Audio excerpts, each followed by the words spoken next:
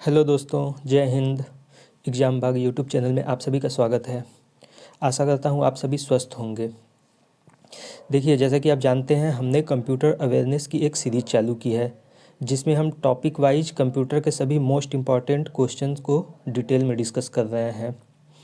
पहला टॉपिक हमने DBMS रखा हुआ है, डेटाबेस मैनेजमेंट सिस्टम। ये इस टॉपिक का पार्ट 2 है। पार्ट फर्स्ट हमने ऑलरेडी अपने चैनल पे अपलोड कर रखा है, उसको जाके आप देख सकते हैं। क्वेश्चन को मैंने बाईलिंगुअल हिंदी प्लस इंग्लिश दोनों भाषा में रखा है। अगर आप UP police computer operator, UP police ASI, NIELIT से CCC O लेवल या फिर computer teacher, computer clerk, UP PCL, यूपर SSSC, PET, bank, SSC, railway, किसी भी कॉम्पिटिटिव एग्जाम की तैयारी कर रहे हैं जिसमें कंप्यूटर के क्वेश्चंस पूछे जाते हैं, तो ये वीडियो आपके लिए काफ़ी हेल्पफुल होगा। वीडियो को पूरा देखिएगा और पसंद आए तो लाइक कीजिएगा। तो बढ़ते हैं पहले क्वेश्चन की तरफ। देखिए, इस क्वेश्चन को हम क्वेश्चन नंबर 11 से शुरू कर रहे हैं क्योंकि क्वेश्चन 10 हम ऑलरेडी प्रीवियस वीडियो में कवर कर चुके हैं। तो ये इस वीडियो का पहला होगा क्वेश्चन। क्वेश्चन पढ़ते हैं। जब कोई यूजर एक व्यू बनाता है तो वह स्कीमा का कौन सा भाग होता है? इसमें पहले समझ लेते हैं स्कीमा क्या होता है। स्कीमा, देखो, schema logical representation of a table, logical representation of a database होता है। मतलब टेबल को, किसी भी टेबल को हम बनाने के लिए कौन कौन से टूल्स जैसे एट्रीब्यूट, एंटिटी यूज करते हैं, वही मतलब ये ओवरऑल डिस्क्रिप्शन है। डेटाबेस का ओवरऑल डिस्क्रिप्शन होता है स्कीमा। तो आगे हम देखेंगे जो 3 लेवल आर्किटेक्चर होगा तो उसमें हम स्कीमा को अच्छे से समझेंगे। अभी व्यू देखते हैं, व्यू क्या होता है। प्रीवियस वीडियो में मैंने आपको बताया था, क्वेश्चन नंबर 8 था, उसमें मैंने व्यू को अच्छे से समझाया है। व्यू जो होता है वो एक वर्चुअल टेबल है, वर्चुअल टेबल होता है। इसका करेक्ट आंसर हो जाएगा वर्चुअल, ए करेक्ट आंसर हो जाएगा, वर्चुअल होता है। अभी देखो, थोड़ा सा मैं टेबल के जरिए आपको समझा देता हूँ व्यू को। देखो, जैसे कि व्यू जो होता है वो दिखता नहीं है मगर वो एग्जिस्ट करता है। टेबल जो है, टेबल फिजिकल होता है और व्यू जो है अपना ये वर्चुअल होता है। टेबल, जैसे एक मैं टेबल के थ्रू ही समझाता हूँ। जैसे जैसे 2 टेबल है, जैसे बड़ा टेबल है। अभी बड़ा जो टेबल होता है तो इसी में से वर्चुअल टेबल निकलता है। ये बेस होता है, बड़ा वाला टेबल बेस होता है, ये फिजिकल आ जाएगा, ये फिजिकल होता है। मतलब ये स्पेस भी लेता है और ये जो वर्चुअल होता है वो स्पेस नहीं लेता है, वो छोटा सा होता है। एक बढ़िया एग्जांपल मैं देता हूँ। जैसे यूनिवर्सिटी का कोई पोर्टल है, वेबसाइट है, तो अभी यूनिवर्सिटी के पोर्टल पे आप देखोगे, या बैंक का लेते हैं एग्जांपल, बैंक का लेते हैं। कोई बैंक है, बैंक में एक मैनेजर होगा, बैंक में मैनेजर का टेबल बनाता हूँ और एक अकाउंट होल्डर का टेबल। तो देखो, मैनेजर का जो टेबल होगा, मैनेजर के टेबल में क्या क्या होगा। मैनेजर के टेबल में अकाउंट होल्डर का नाम होगा, अकाउंट होल्डर के का टाइप होगा कि कौन सा अकाउंट है, उसका सेविंग अकाउंट है, करेंट अकाउंट है, उसने KYC कर रखा है नहीं कर रखा है, उसका पैन नंबर क्या है, उसका आधार नंबर क्या है, एड्रेस क्या है, उसने कितना लोन लिया है। मैनेजर को उसका, उस अकाउंट होल्डर का पूरा डिटेल दिखेगा। जबकि अकाउंट होल्डर को क्या दिखेगा, अकाउंट होल्डर को सिर्फ उसका अकाउंट नंबर दिखेगा। मतलब आप पासबुक में क्या देखते हो, अकाउंट होल्डर का नेम रहेगा, अकाउंट नंबर उसका रहेगा, मतलब बेसिक इन्फॉर्मेशन रहता है। तो ये होता है, मतलब ये इसी में से निकला हुआ है, इसी में से ये निकला हुआ है वर्चुअल टेबल। तो वही होता है व्यू। इसका एक और मैं एग्जांपल बता देता हूँ। अच्छा, आगे क्वेश्चंस आएंगे, उसमें मैं जब क्वेरी लिखूंगा तो उसमें व्यू का क्वेरी लिखूंगा, तब आप अच्छे से समझ जाओगे कि व्यू क्या होता है। अगर ऐसे थोड़ा थोड़ा करके एक एक चीज़ समझाने लगूंगा तो वीडियो बहुत लंबा हो जाएगा। तो आगे वैसे क्वेश्चन मैं रखा हूँ जो कि इस ये आएगा, मैं क्वेरी भी बताऊँगा आगे फर्दर वीडियो में आपको। अभी नेक्स्ट क्वेश्चन पे बढ़ते हैं। इसका करेक्ट आंसर वर्चुअल है। क्वेश्चन नंबर 12 देखते हैं अभी।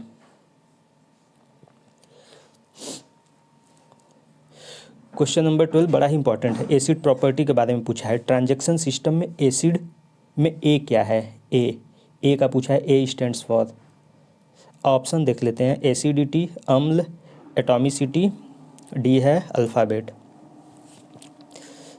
तो ये तो होने से रहा, अम्ल तो नहीं होगा, एसिडिटी भी नहीं होगा, अल्फ़ाबेट या एटॉमिसिटी। देखो एटॉमिसिटी होगा इसका करेक्ट आंसर, एटॉमिसिटी होगा करेक्ट आंसर, इसका है एटॉमिसिटी।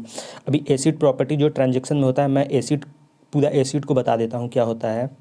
यहाँ पे ए जो है, ए स्टैंड्स फॉर एटॉमिसिटी, एटॉमी, फिर से लिखता हूँ, ए स्टैंड्स फॉर एटॉमिसिटी। अब ये एटॉमिसिटी होता क्या है? एटॉमिसिटी बोलता है ट्रांजैक्शन या तो होगा या बिल्कुल नहीं होगा, मतलब all or none, all or none, atomicity ये बोलता है। A stands for atomicity. अभी देखते हैं C, C stands for consistency, consistency. अभी कंसिस्टेंसी क्या होता है? कंसिस्टेंसी में ये होता है, जैसे कोई ट्रांजैक्शन अगर कंप्लीट होता है तो ट्रांजैक्शन के पहले और ट्रांजैक्शन के बाद क्या वो कंसिस्टेंट है उसका डेटा? मतलब ऐसे समझ लो, अगर आपके पास 1000 रुपीज़ अकाउंट में था, 1000 था, उसमें से आप 200 निकाल लिए, 200 निकाल लिए, तो आपके अकाउंट में कितना अवेलेबल रहेगा बैलेंस? बचेगा 800 रुपये। तो जब ये ट्रांजैक्शन आपका डन हो जाएगा तो कंसिस्टेंसी में यही है कि फाइनल में वो चेक करेगा कि अगर इनके अकाउंट में 800 बचे हैं, इन्होंने 200 निकाले थे, तो क्या अभी इनके अकाउंट में ये सम करने पे आ जाएगा, मतलब पहले जैसा है अमाउंट? तो हाँ ये है, ठीक है। तो ये डाटा यहाँ पे कंसिस्टेंस है, तो सी स्टैंड्स फॉर कंसिस्टेंसी। अभी देखते हैं I, I for I for isolation, isolation. Isolation क्या बोलता है? आइसोलेशन ये बोलता है कि मल्टीपल ट्रांजैक्शन में कोई भी एक दूसरे को डिस्टर्ब नहीं करेगा। इसका मतलब यह है कि एक टाइम पे बहुत सारे ट्रांजैक्शन एग्जीक्यूट हो सकते हैं, मतलब प्रोसेस जो होता है, एक ही टाइम पे बहुत सारे ट्रांजैक्शन, बहुत सारे प्रोसेस हो सकते हैं, कोई किसी को इफ़ेक्ट नहीं करेगा, कोई किसी को डिस्टर्ब नहीं करेगा। जैसे यहाँ पे ट्रांजैक्शन 1 सेम टाइम पे ट्रांजैक्शन 2 भी हो रहा है, सेम टाइम पे ट्रांजैक्शन 3। कभी IRCTC पे आप टिकट बुक किए हो, एक टाइम पे कितने लोग टिकट बुक करते हैं? तो सबका अवेलेबल रहता है सीट, सबका बुक होता जाता है, कोई मतलब एक ही टाइम पे करो, कोई डिस्टर्बेंस नहीं आएगा। तो आइसोलेशन का ये प्रॉपर्टी है, आइसोलेशन। अब आते हैं durability, D stands for durability होता है, ड्यूराबिलिटी। अभी ड्यूरेबिलिटी क्या होता है देखते हैं। ड्यूरेबिलिटी में ये बोलता है ट्रांजैक्शन जो डन हो गया उसे अच्छे से, मतलब डेटाबेस में सेव कर लेता है। Successful transaction occurs even if the system failure. अगर ट्रांजैक्शन डन हो गया तो उसको तो फ़िलहाल के लिए डेटाबेस में वो सेव कर लेगा कि भैया ये प्रोसेस हुआ है, चाहे भले ही लास्ट में आपका एरर आ गया हो, वो रोल बैक करेगा, वो अलग मैटर है। मगर ड्यूरेबिलिटी बोलती है कि एक बार ट्रांजैक्शन डन हो गया तो उसको डेटाबेस में कंफर्म कर लेगा, सेव कर लेगा कि ट्रांजैक्शन डन हो गया। तो एसिड का ये प्रॉपर्टी था ट्रांजैक्शन सिस्टम में, एसिड मतलब एटॉमिसिटी, कंसिस्टेंसी, आइसोलेशन और ड्यूरेबिलिटी। तो इसमें एक क्या था? ए था एटॉमिसिटी, ठीक है, करेक्ट आंसर इसका सी है। अभी नेक्स्ट क्वेश्चन पे बढ़ते हैं, क्वेश्चन नंबर 13। क्वेश्चन नंबर 13 हमारा है रिलेशनल कैलकुलस क्या है? रिलेशनल कैलकुलस पूछा है। प्रोसीजरल लैंग्वेज है, non procedural language, data definition language या हाई लेवल लैंग्वेज? ये हाई लेवल होगा, हाई लेवल लैंग्वेज। अभी करेक्ट आंसर इसका देख लेते हैं। देखो ये क्या है, रिलेशनल कैलकुलस जो है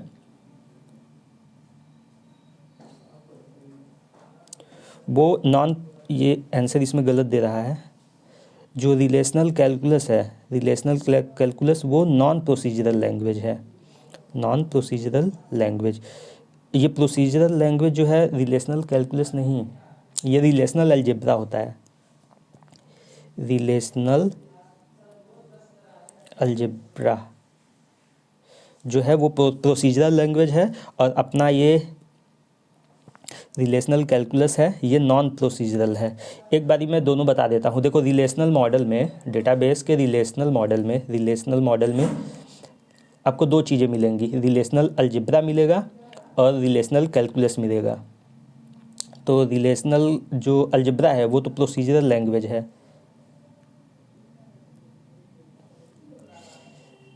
कैलकुलस, रिलेशनल कैलकुलस ये नॉन प्रोसीजरल हो जाएगा। अच्छा एक चीज़ और मैं बता दूं, जैसे अभी रिलेशनल कैलकुलस है, इसका काम क्या होता है, कहाँ पे ये यूज होता है। क्वेरी लिखने में वेरिएबल्स और फार्मूला का यूज करते हैं इसमें, रिलेशनल कैलकुलस में।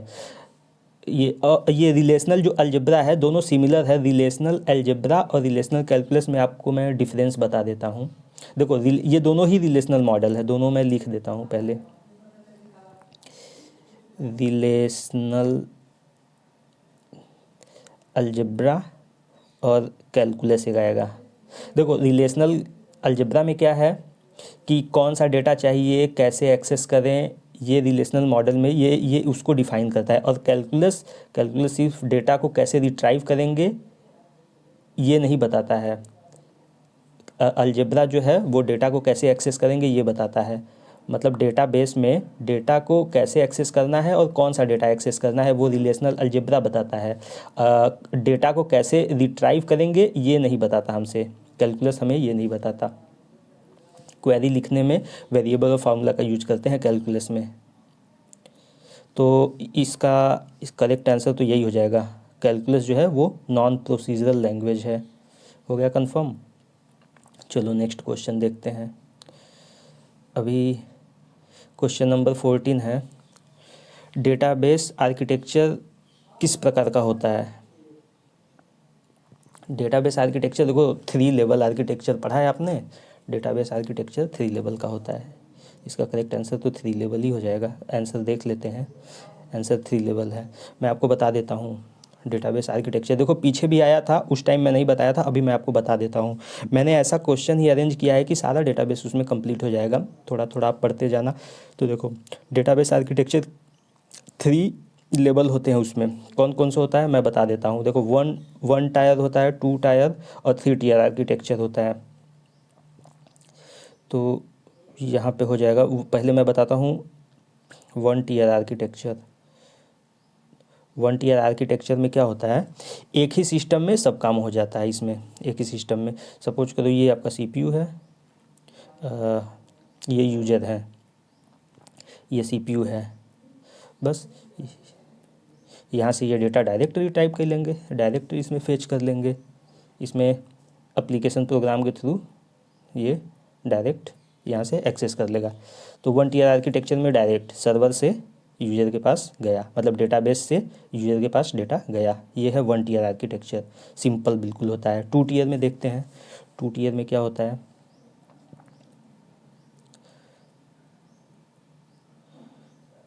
2 टीयर आर्किटेक्चर में डेटाबेस सर्वर होता है। जैसे डेटाबेस सर्वर है, ऐसे देखते हैं इसको। 2 टीयर में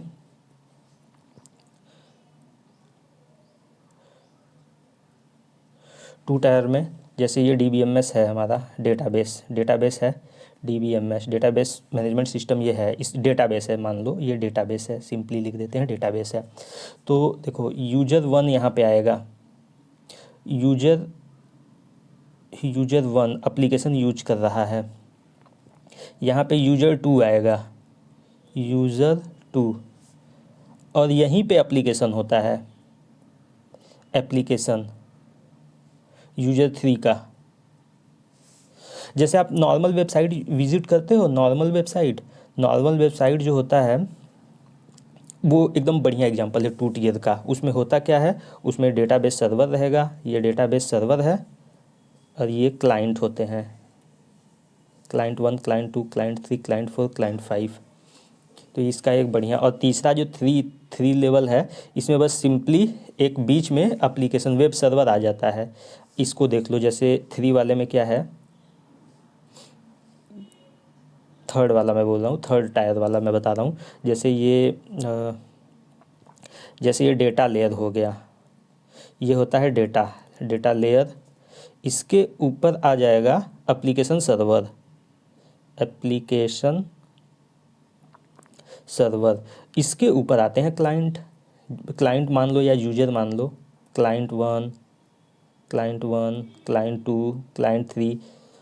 अभी देखो 2 टीयर में हम लोग क्या देखे थे, टू सेकंड लेवल में क्या देखे थे, 2 टीयर आर्किटेक्चर में देखे थे कि जैसे नॉर्मल वेबसाइट रहता था, कोई भी नॉर्मल वेबसाइट हो, हम उस पर विज़िट करते हैं। अभी थ्री टायर का जो फेसबुक वाला वेबसाइट है वो देख लो, वो बहुत बढ़िया है। उसमें क्या होता है, बीच में एक वेब सर्वर होता है, ऊपर फेसबुक होता है, यूजर जैसे हम लोग यूजर हैं। 3 टायर का देख लो एग्जांपल मैं बता रहा हूँ। मतलब ये बीच में इसमें बिजनेस लेयर आ जाएगा, 3 टायर में ये बिजनेस लेयर आ जाता है। इसके नीचे अपना सर्वर होता है, मतलब डेटा लेयर, और ऊपर क्लाइंट होता है ना 3 टायर में। जैसे ये लॉगिन मांगता है, ये 3 टायर में लॉगिन मांगता है। मतलब ऊपर तुम्हारा फेसबुक हो गया, ये वेब सर्वर हो गया, बीच में वेब सर्वर हो गया, और नीचे DBMS है, अपना डेटाबेस है। तो ये 3 टायर आर्किटेक्चर हो गया। तो सिंपली इसमें पूछा है डेटाबेस आर्किटेक्चर कितने प्रकार के होते हैं, किस प्रकार का, 3 लेवल होता है इसमें। ठीक है, नेक्स्ट क्वेश्चन देखते हैं, क्वेश्चन नंबर 15। RDBMS में टेबलों के बीच रिलेशनशिप किसके द्वारा बनाई जाती है। 15 है, कंपोजिट की, फॉरेन की, कैंडिडेट की, या लोकल की जैसा कुछ होता है नहीं। कंपोजिट की, कैंडिडेट की नहीं होगा यहाँ पे। देखो इसका करेक्ट आंसर है फॉरेन की। मतलब एक टेबल को दूसरे टेबल से कैसे लिंक करेंगे वो पूछा है, रिलेशनशिप किसके द्वारा बनाई जाती है, तो वो फॉरेन की हो जाएगा। जैसे 2 टेबल होता है, क्वेश्चन नंबर 14 कहाँ गया। जैसे 2 टेबल है, 2 टेबल को कैसे लिंक करेंगे। इसमें है आईडी, स्टूडेंट का आईडी है, इसमें नेम है। ये पहला टेबल हो गया, ID 1 2 हो गया, स्टूडेंट का नेम हो गया राम श्याम, पहला टेबल है। थोड़ा अच्छे से बनाता हूँ।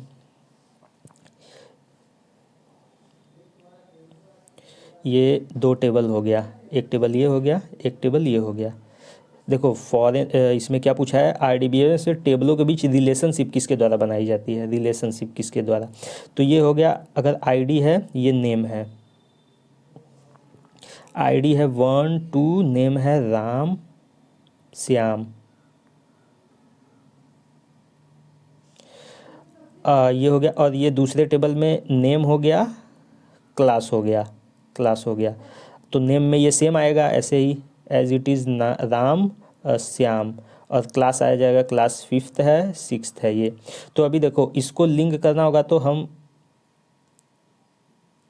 इसमें आईडी में इसको देखो ऐसे ऐसे लिंक कर देंगे, इसमें हम लगा देंगे फॉरेन की,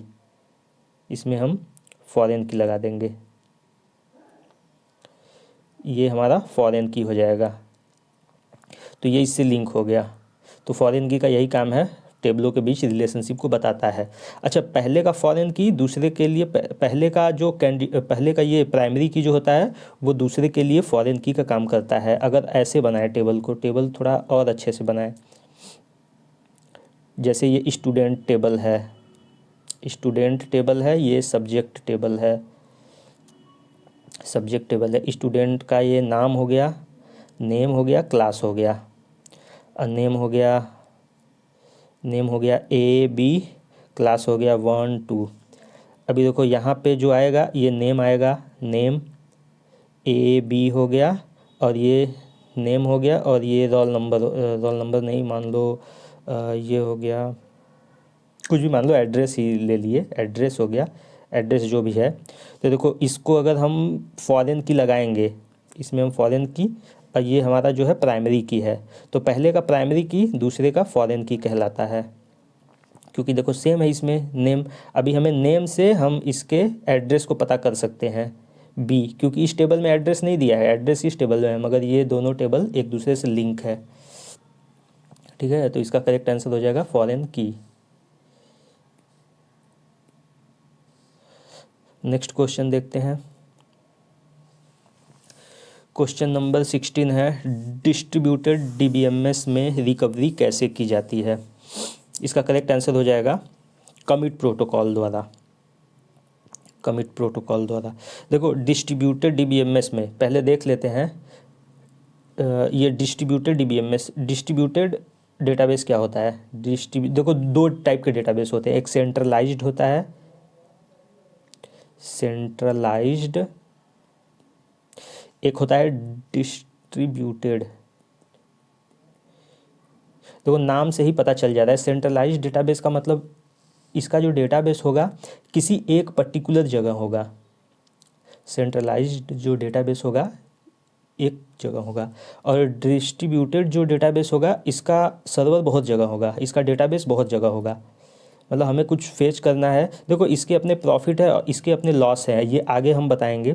सेंट्रलाइज्ड थोड़ा रिस्क में होता है, क्योंकि अगर यहाँ पे कुछ, यहाँ का अगर डेटा एक बारी ख़त्म हो गया तो फिर हम दोबारा कभी प्राप्त नहीं कर सकते, जबकि यहाँ का डेटा बहुत जगह रखा हुआ है। अगर यहाँ पे कोई प्रॉब्लम आती है तो हम यहाँ से डेटा रिसीव कर लेंगे, यहाँ प्रॉब्लम आती है तो यहाँ से डेटा ले लेंगे। मतलब यहाँ इसका डेटाबेस बहुत जगह रखा हुआ है और इसका एक ही जगह रखा हुआ है। हालाँकि इसमें भी कुछ इसके भी कुछ नुकसान हैं, क्योंकि ये ज़्यादा कॉस्टली पड़ता है। मल्टीपल जगह रखेंगे तो मल्टीपल कॉस्ट आएगा इसका। तो ये होता है डिस्ट्रीब्यूटेड और सेंट्रलाइज्ड डेटाबेस। क्वेश्चन क्या पूछा था हमारा, डिस्ट्रीब्यूटेड डीबीएमएस में रिकवरी पूछा है ना। देखो रिकवरी इसका करेक्ट आंसर क्या था, कमिट प्रोटोकॉल। कमिट प्रोटोकॉल देख लेते क्या होता है कमिट प्रोटोकॉल। देखो कमिट जो है ये टीसीएल मतलब ट्रांजैक्शन कंट्रोल लैंग्वेज का एक, देखो ये कमिट जो है, कमिट का पहले वर्क देख लेते हैं। कमिट जो होता है टू सेव द ट्रांजैक्शन, मतलब to save the process. Commit अगर कर दिए तो वो प्रोसेस जो ट्रांजैक्शन हुआ रहेगा उसको सेव करता है, ये टीसीएल ही कमांड है, टीसीएल का कमांड है। रिवोक तो हो नहीं सकता, रिवोक, क्योंकि रिवोक देखो रिवोक क्या बोलता है, रिवोक बोलता है to take back permission from user से वापस लेता है ये, तो रिवोक तो होगा नहीं, कमिट ही होगा। अनकमिटेड प्रोटोकॉल जैसा कुछ होता नहीं है, ये भी नहीं होगा, तो इसका करेक्ट आंसर हो जाएगा यही कमिट प्रोटोकॉल। थोड़ा सा एक बार ये आप लोग डीबीएमएस को थोड़ा सा ऊपर पढ़ के ऊपर देख के आओगे तो शायद ये थोड़ा सा आपको समझ में आए। मैं जो टर्म्स यूज कर रहा हूँ हो सकता है आप उससे रिलेट ना कर पा रहे हो।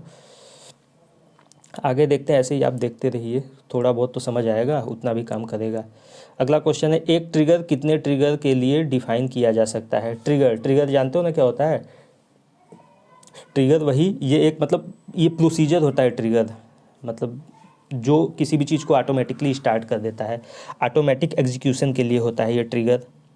ट्रिगर का एक मैं और बढ़िया एग्जांपल आपको बताऊंगा। ट्रिगर आपने सुना होगा, ट्रिगर देखो ट्रिगर क्या है,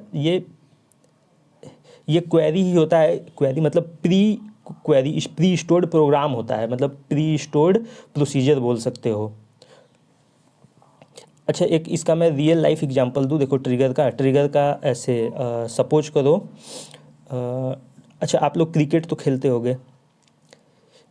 अच्छा क्रिकेट का एग्जांपल देने से पहले मैं बता देता हूँ। ट्रिगर में देखो मान लो, चलो एग्जांपल ही बता दो। जैसे आप क्रिकेट खेलते हो, क्रिकेट में मान लो आप फील्डिंग कर रहे हो तो आपकी तरफ कोई बॉल आएगा, मतलब किसी ने हिट किया, छक्का जा रहा है और उसके पहले आप हो, बॉल आपकी तरफ आ रहा है, तो देखो एक इवेंट होगा। इवेंट क्या हुआ, कोई आपकी तरफ बॉल आ रहा है, तो उस टाइम में आपका मतलब जो आप में कुछ ट्रिगर होगा। ट्रिगर क्या होगा, अगर देखो बॉल आपकी तरफ आएगा तो आप उसे कैच करोगे, और अगर बॉल आपकी तरफ नहीं आएगा तो आप उसे छोड़ दोगे। मतलब एक इवेंट हुआ, मतलब एक इवेंट हुआ, इवेंट होते ही आप ट्रिगर हो गए। तो उस कंडीशन, फिर कंडीशन एक आएगा, कंडीशन में आएगा बॉल आपकी तरफ आएगा या आपकी तरफ नहीं आएगा। इवेंट होगा, इवेंट के बाद एक कंडीशन आएगा, कंडीशन के बाद एक्शन परफॉर्म होगा। ये मैं ट्रिगर का बता रहा हूँ, रुको शुरू से थोड़ा सा और अच्छे से बता देता हूँ पहले। अच्छा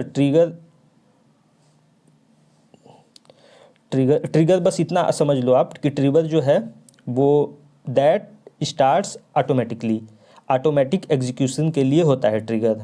ठीक है, प्रोग्राम्स के कोई भी प्रोग्राम्स लिख रहा है, जैसे आप कुछ भी इंसर्ट करते हो, डिलीट करते हो या कोई भी कमांड देते हो तो कुछ कुछ चीज़ें ऑटोमेटिक ट्रिगर होती हैं, वो ऑटोमेटिक एग्जीक्यूट करता है, तो वही ट्रिगर होता है। जैसे आपको गुस्सा आएगा, सपोज करो आपको गुस्सा आएगा तो आप किसी को लगा दोगे एक कान के नीचे, तो देखो गुस्सा आया मतलब गुस्सा एक टाइप का इवेंट है। इवेंट मतलब कोई एक प्रोग्राम चल रहा है तो ट्रिगर हुआ, गुस्सा आया आपको, आपने लगा दिया, और लगाने का भी एक कोई कंडीशन उसमें आया होगा कि हाँ मुझे एक्शन करना चाहिए, मतलब कंडीशन आया, कंडीशन में आप उसे लगा दिए, फिर उसके बाद तो फिर जो एक्शन होगा वो तो एक्शन होगा। एक्शन मतलब वो लास्ट होता है प्रोसेस उसका, तो ऐसे समझ लो। तो ये क्वेश्चन क्या है, क्वेश्चन है एक ट्रिगर कितने ट्रिगर के लिए डिफाइन किया जा सकता है, तो ये एक से ज़्यादा हो जाएगा, क्योंकि देखो एक प्रोसेस अगर आप एक एक ट्रिगर हो गया है, एक प्रोसेस चल रहा है, तो अभी तो आगे का भी तो फर्दर प्रोसेस होगा, आगे भी चीज़ें ट्रिगर हो सकती हैं, एक के बाद दूसरा एक्शन, दूसरे के बाद तीसरा एक्शन होगा ही, जब तक कि वो एंड ना हो जाए। तो एक से ज़्यादा के लिए ये किया जा सकता है डिफाइन, मतलब इसमें हम क्वेरी लिखते हैं, क्वेरी तो एक से ज़्यादा लिख ही लेंगे और एक से ज़्यादा प्रोसेस भी हो जाएगा, तो ये हो जाएगा आपका ट्रिगर। तो इसका करेक्ट आंसर देख लेंगे पहले क्या होगा। करेक्ट आंसर इसका है एक से ज़्यादा। ठीक है, एक ट्रिगर कितने ट्रिगर के लिए डिफाइन किया जा सकता है, एक से ज़्यादा। ये सब चीज़ें जो है क्वेरी जब मैं बताऊंगा लास्ट में, तो क्वेरी एक एक क्वेरी लिखूंगा तो उसमें अच्छे से आपको पता चल जाएगा कि कौन सी क्वेरी, एसक्यूएल क्वेरी कौन सी किस चीज़ के लिए होती है। उसमें मैं आपको पूरा जो DDL DML कमांड होता है सब बता दूंगा उसमें। अभी नेक्स्ट क्वेश्चन देखते हैं, हमारा 18वां क्वेश्चन है, किसी ट्रांजैक्शन प्रोसेसिंग साइकिल में पहला चरण कौन सा होता है। ये बिल्कुल इजी क्वेश्चन है। जब आप ATM से सपोज करो पैसे निकालने जाते हो तो क्या काम आप करते हो सबसे पहले, डेटाबेस ऑपरेशन? नहीं, बिल्कुल नहीं। यूजर इंक्वायरी, सोचो पैसे निकालने जाते हो तो यूजर इंक्वायरी आगे होता है या फिर डेटा एंट्री होता है। पहले आप अपना डेटा एंट्री करोगे ना, पहले ATM इंसर्ट करोगे, तो पहला चरण यही होता है। करेक्ट आंसर देख लेंगे, डेटा एंट्री होता है। ओके, चलो नेक्स्ट क्वेश्चन देखते हैं। नेक्स्ट क्वेश्चन हमारा है, इंटर रिलेटेड डेटा का कलेक्शन क्या कहलाता है। इंटर रिलेटेड डेटा, देखो inter related data means data is connected and related to each other, मतलब ये जो टेबल है, टेबल में एक जैसे रिलेटेड डेटा होंगे तो वही इंटर रिलेटेड डेटा हो जाएगा। एग्जाम्पल देख लो, एम्प्लॉई आईडी है, एम्प्लॉई मान लो कोई है, एम्प्लॉई है, उसका आईडी होगा, उसका नेम होगा। जैसे एम्प्लॉई नाम का एक टेबल है, तो उसका मान लो न्यूमेरिक डेटा इसमें सब आ रहा है। अगर एज दे दिया है तो एज में या तो 23 ईयर का होगा या 56 ईयर का होगा। ऐसा नहीं ना है कि एज है तो आप कुछ भी लिख दोगे, एज है तो उसका एड्रेस लिख दोगे कि हाँ एज है तो दिल्ली लिख दोगे, तो ये डेटा थोड़ा गलत हो जाएगा। तो इंटर रिलेटेड डेटा मतलब डेटा, ऐसा डेटा जो कनेक्टेड हो, जो एक दूसरे से कनेक्ट करता हो, सेम हो, इसको बोलता है टेबल। टेबल हमेशा प्रॉपर इंटर रिलेटेड डेटा में होता है। तो अभी देखते हैं ऑप्शन क्या दिया है, इंटर रिलेटेड डेटा का कलेक्शन क्या कहलाता है। तो इंटर रिलेटेड डेटा का कलेक्शन डेटाबेस ही कहलाएगा। डेटाबेस, क्योंकि ये डेटाबेस टेबल बना होता है, टेबल में रो एंड कॉलम। अभी देखो स्प्रेडशीट हो सकता है क्या, स्प्रेडशीट हम अपनी मर्जी से उसमें एंट्री करते हैं, तो हम कुछ भी एंट्री कर सकते हैं, स्प्रेडशीट तो नहीं होना चाहिए स्प्रेडशीट। अच्छा, MIS क्या होता है, MIS देख लेते हैं। इसका फुल फॉर्म आ सकता है एग्जाम में, इसका फुल फॉर्म आप रख लो, याद कर लो। मतलब इसका फुल फॉर्म होता है मैनेजमेंट इंफॉर्मेशन सिस्टम। MIS आपने बहुत जगह पढ़ा होगा, मैनेजमेंट इंफॉर्मेशन सिस्टम MIS होता है। मतलब study of people technology organization MIS। Flipkarts वगैरह से आप कुछ भी परचेज करते हो, MIS के थ्रू ही वो आपका रिकॉर्ड रखते हैं, तभी तो वो आगे, मतलब MIS कंप्यूटर बेस्ड सिस्टम होता है। MIS कंप्यूटर बेस्ड सिस्टम होता है। तो इंटर रिलेटेड डेटा ये तो नहीं होगा, क्योंकि वो क्या डेटा आपका रख रहे हैं, कैसे रख रहे हैं, ये तो आप नहीं जानते। स्प्रेडशीट, एक्सेल वाला ये भी नहीं होगा, इसमें कुछ भी आप एंट्री कर सकते हो। ये इंटर रिलेटेड डेटा है तो ये डेटाबेस ही होगा, क्योंकि डेटाबेस का डिफिनीसन ये है कि ऑर्गेनाइज्ड तरीके से डेटा को मैनेज करना, सेव करके रखना ऑर्गेनाइज्ड तरीके से। डेटाबेस का वो डिफिनीशन है, इसीलिए इसका करेक्ट आंसर हो जाएगा इंटर रिलेटेड डेटा आ गया मतलब डेटाबेस हो गया। बाकी कुछ नहीं सोचना है, इसका करेक्ट आंसर यही है, सी है। ठीक है, चलो नेक्स्ट क्वेश्चन देखते हैं। ये इस वीडियो का लास्ट क्वेश्चन रहेगा, क्वेश्चन नंबर 20। DBMS का पूरा नाम क्या है? लो, DBMS का पूरा नाम, थंबनेल तो आपने देखा ही होगा, सबसे इजी क्वेश्चन है। ये हो जाएगा डेटाबेस मैनेजमेंट सिस्टम। डेटाबेस का मैंने तो आपको पिछले वाले क्वेश्चन में ही बता दिया था, डेटाबेस क्या है। इंटर रिलेटेड डेटा मतलब डेटा को कैसे मैनेज किया जाए, मैनेज करने का सबसे आसान तरीका डेटाबेस कहलाता है। तो ये था इस वीडियो का लास्ट क्वेश्चन। ठीक है, फिर अगला पार्ट जल्दी आएगा, पार्ट 3, उसमें हम और अच्छे अच्छे क्वेश्चन को डिस्कस करेंगे। तब तक के लिए थैंक यू।